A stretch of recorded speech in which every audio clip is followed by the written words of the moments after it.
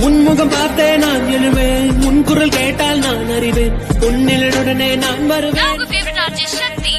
புன்னகை செய்தால் உயிர் வாழ்வேன், புறக்கணித்தால் நான் என்னாவேன், பெண்ணே எங்கே நான் பாவேன்.